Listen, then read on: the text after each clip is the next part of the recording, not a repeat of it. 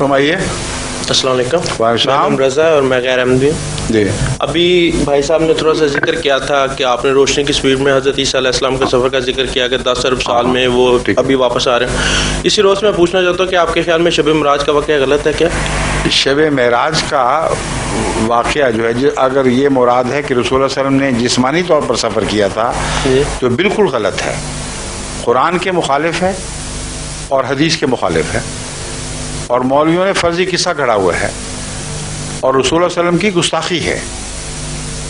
میں ثابت کرتا ہوں آپ پر، اس لیے کہ آپ لوگوں نے بچپن سے تماشوں کی مذہب میں آنکھیں کھولی ہیں اور مولویوں نے تماشوں میں آپ کو بڑا کیا ہوا ہے اور قرآنی حقائق پر نظر ہی نہیں پڑی آپ کی کبھی. قرآن کریم نے اس معراج کا ذکر کرتے ہوئے فرمایا کہ ما کذب الفؤاد ما رأى، دل نے جو دیکھا تھا وہ جھوٹ نہیں بولا. تو آنکھ کا دیکھنا اور ہے، دل کا دیکھنا اور ہے. اور 100% ثابت ہے قرآن کریم سے کہ یہ ظاہری واقعہ نہیں ہے. اس کی وجہ یہ ہے کہ جہاں جا کے رسول اللہ علیہ وسلم ٹھہرے ہیں وہاں ایک بیری اگی ہوئی تھی نا، ہے نا، سدرۃ المنتہا. تو آپ ذرا سا غور کر کے دیکھیں کہ وہ اکیلی بیری اس حد پر کیا کر رہی ہے، فضا میں اگی ہوئی. سوری، اس سے پہلے ایک سوال صحابہ کرام نے کیا کہ ان کا سفر جو کسی ایسی گھوڑے سواری پہ تھا جو جہاں تک نظر میں بات میں آتا ہوں اس طرف. پہلے میری بات سن لیں غور سے، یہ آپ کو سمجھانے کی خاطر بات کر رہا ہوں. آپ اس بات کو بھی سن لیں، پھر مولویوں سے دوبارہ جتنی دفعہ مرضی سن لیں. اگر آپ خدا کا خوف کر کے فیصلہ کریں گے تو آپ لازماً مانیں گے کہ میں درست کہہ رہا ہوں.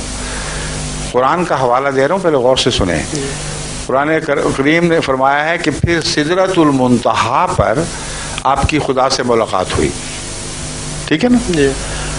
وہ بیری اس سرحد پر پہنچی ہوئی تھی اور جبرائیل اس سے پہلے رک گئے تھے. تو بیری رسول اللہ علیہ وسلم سے بھی آگے وہاں کھڑی تھی. کیا آپ عقلاً سوچ سکتے ہیں کہ اس کائنات کے کنارے پر ایک بیری پڑی ہوئی ہے، لگی ہوئی ہے، اور اس سے پرے خدا بیٹھا ہوا ہے؟ یہ عقل کے خلاف ہے. اگر یہ آپ بات مان لیں گے تو خدا ہی ہاتھ سے جائے گا، کیونکہ خدا جسمانی نہیں ہے. اگر جسمانی ہو تو پھر وہ اس سے پرے بیٹھا ہوا ہوگا.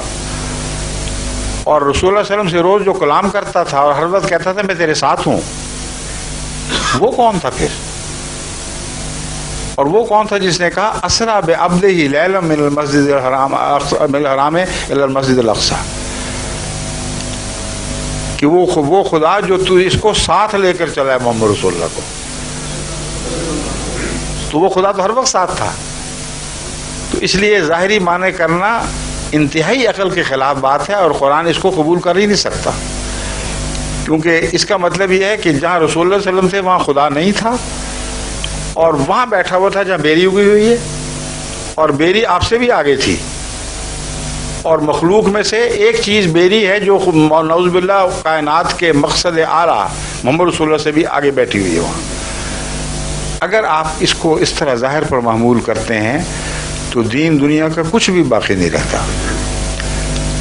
اور اگر آپ اس کا معنی پڑھنا شروع کریں تو حدیثوں میں اس کے معنوں کی وضاحت موجود ہے. سب سے پہلی اہم بات میں یہ بیان کروں گا کہ آپ بخاری شریف کی وہ حدیث ذرا اٹھا کر دیکھیں جس میں معراج کا ذکر ہے. اس کے آخر پر کیا لکھا ہوا ہے؟ لکھا ہوا ہے جب رسول اللہ علیہ وسلم کا معراج کا سفر مکمل ہوا ثم استيقظ، پھر آپ کی آنکھ کھل گئی. یہ کیوں نہیں لکھا کہ واپس آ گئے؟ صاف پتہ لگتا ہے کہ کشف ہے یہ، کیونکہ یہ تو عجیب بات ہے کہ سفر پہ جسم روانہ ہوا ہو اور واپسی پہ آنکھ کھلے. تو صاف لگ رہا ہے کہ قرآن کریم نے جس کشف کا ذکر فرمایا ہے وہ روحانی کشف ہے. چنانچہ ما کذب الفؤاد ما رأى ایک فیصلہ کن آیت ہے کہ دل نے جو دیکھا جھوٹ نہیں بولا. اب واقعات کو آپ غور سے سنیں، پھر احمدی تشریح بھی سن لیں اور دوسری غیر احمدی تشریح بھی سن لیں، پھر فیصلہ خود کر لیں. ہمارے نزدیک کائنات کا خدا کسی ایک سمت میں نہیں ہے. قرآن فرماتا ہے فَأَيْنَمَا تَوَلُّوا فَثَمَّ وَجْهُ اللَّهِ، تم جس طرف بھی منہ کرو گے وہیں اسی طرف خدا ہے. تو یکجہتی خدا صرف مولوی کے دماغ کا خدا ہے. قرآن کا خدا ہر سمت میں ہے، اور اس مضمون کی آیات اور بھی ہیں اور کثرت سے ہیں جو بتاتے ہیں کہ ہر جگہ ہر وقت ہمہ طرف خدا موجود ہے، اور اس کے وجود سے کوئی جگہ خالی نہیں. تو ایک سمت میں خدا کا عرش ہونا اور باقی سمتوں کا اس سے خالی ہو جانا، یہ ایک نہایت لغو خیال ہے جو ایک جاہل انسان رکھ سکتا ہے. صاحب عرفان آدمی سوچ بھی نہیں سکتا ایسی بات. دوسری بات یہ کہ بیری سے کیا مراد ہے. جماعت احمدیہ کی تشریح یہ ہے کہ بیری حد کی نشانی ہوا کرتی ہے. یہ وہی بات ہے جو آپ نے چھیڑی تھی کہ علامتیں ہیں یا لفظی ہے. جو الہی کلام ہے وہ لفظاً اکثر اوقات نہیں سمجھا جا سکتا جب تک اس کے عرفان کے معنی نہ سوچے جائیں. بیری حد کی نشانی ہوتی ہے. آج بھی پنجاب میں، اگر آپ پنجاب کے ہیں تو آپ دیکھتے ہوں گے باڑوں پر بیریاں لگائی جاتی ہیں، اس لیے کہ کانٹے دار ہے، وہ گزرنے نہیں دیتی اور اچھی حفاظت کرتی ہے کنارے کی. علامت ہے کہ یہاں ایک ہاتھ ختم دوسری شروع. تو بیری ایک نشان تھی تخلیق کی حد کا. اس سے آگے خدا کی تنزیہی صفات شروع ہیں، اور کسی بندے کو خواہ وہ نبی بھی ہو انسان کی حدود سے تجاوز کرنے کا اختیار نہیں. یہ علامت تھی. پھر اس سفر میں حضرت صلی اللہ علیہ وآلہ وسلم نے ایک بڑھیا کو دیکھا. حدیثوں میں آتا ہے ایک بڑھیا عورت آپ کے سامنے آئی اور اس نے 3 پیالے پیش کیے. ایک پیالے میں شراب تھی، ایک میں پانی تھا اور ایک میں دودھ تھا. اور آپ نے جو دودھ تھا اس کو قبول فرما لیا اور شراب اور پانی کو رد کر دیا. جبرائیل جو ساتھ تھے انہوں نے کہا آپ نے بالکل ٹھیک کیا ہے. اور یہ جو عورت ہے بڑھیا، یہ دنیا ہے جو بڑھیا بن کر آپ کو دکھائی دی ہے. کیونکہ قدیم کی چیز جو ہمیشہ سے چلی آ رہی ہو، بظاہر اربوں سال سے آ رہی ہے، اس کو آپ بڑھیا ہی بتائیں گے نا. تو جس طرح کہانیوں میں ایک علامت ہوتی ہے، اس طرح یہ بڑھیا دنیا کی مثال تھی.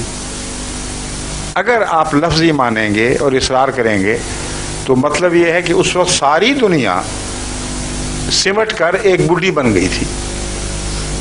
کوئی دنیا کا معقول آدمی ایک لمحہ کے لیے بھی اس کو نہیں مانے گا. یہ مولوی بھی نہیں مانتے کہ ایک وقت میں جس وقت معراج تھا نیچے کچھ بھی نہیں تھا، وہ سارے سمٹا کے ایک بڑھیا بن چکے تھے. کیونکہ صحابہ موجود تھے، وہ گواہیاں دیتے ہیں کہ ہم تھے، اور وہ واقعات بیان کرتے ہیں، وہی انہی کی روایتیں تو ہم تک پہنچی ہیں. تو اس لیے بڑھیا کی تعبیر کرنی پڑے گی، اور جبرائیل علیہ السلام نے کر بھی دی. آپ نے فرمایا یہ دنیا ہے، یہ تیری آزمائش کے لیے آئی تھی. اب آزمائش میں کیا چیزیں تھیں؟ 3، ایک دودھ، ایک شراب، ایک پانی. اب آپ دیکھیں کہ پانی زندگی کے لیے ضروری ہے نا؟ ضروری، زندگی کو قائم رکھنے کے لیے پانی ضروری ہے، مگر پانی توانائی نہیں پیدا کرتا، اس کے لیے خوراک چاہیے. پانی پی کے ایک آدمی برا حال کر لے، جب تک بھوک نہیں مٹے گی پانی اس کی زندگی کو لمبا تو کر دے گا مگر طاقت نہیں دے سکتا. شراب طاقت دیتی ہے، اور شراب پینے والا ایک دم اپنے آپ کو زیادہ مضبوط سمجھتا ہے، جوش آ جاتا ہے اس کو. لیکن یہ بات بھول جاتا ہے کہ وہ طاقت شراب نے نہیں دی، اس کے اپنے خون نے گھل کے وہ طاقت دی ہے. اور یہ دھوکہ ہے محض کہ اسے توانائی نصیب ہوئی ہے. اس کا اپنا خون جلد گھل کر توانائی میں تبدیل ہوا ہے، کیونکہ شراب کا ہی اثر ہوا کرتا ہے. اس طرح ہے جیسے بلی کہتے ہیں ریتی چاٹ رہی تھی تو چاٹتے زبان چاٹ گئی اپنی، مگر اپنا ہی خون چاٹ رہی تھی. تو ایک شرابی جو طاقت حاصل کرتا ہے وہ اپنے بدن میں موجود طاقت جسم سے ہی حاصل کرتا ہے. دودھ ایک ایسی غذا ہے جو مکمل ہے. دودھ کے دوران نہ پانی کی ضرورت، نہ روٹی کی ضرورت، نہ کسی پھل کی ضرورت، کیونکہ بچہ خدا تعالیٰ نے ثابت کر دیا ہے 2 سال تک مسلسل صرف دودھ پر پلتا ہے، اس کے بال بھی بڑھتے ہیں، اس کی آنکھیں بھی بڑھتی ہیں، اس کا خون بڑھتا ہے، اس کے جسم کے عضلات بڑھتے ہیں، ہڈیاں بڑھتی ہیں، ناخن بڑھتے ہیں۔ کون سی چیز ہے جس کی کمی آئی ہو اس میں؟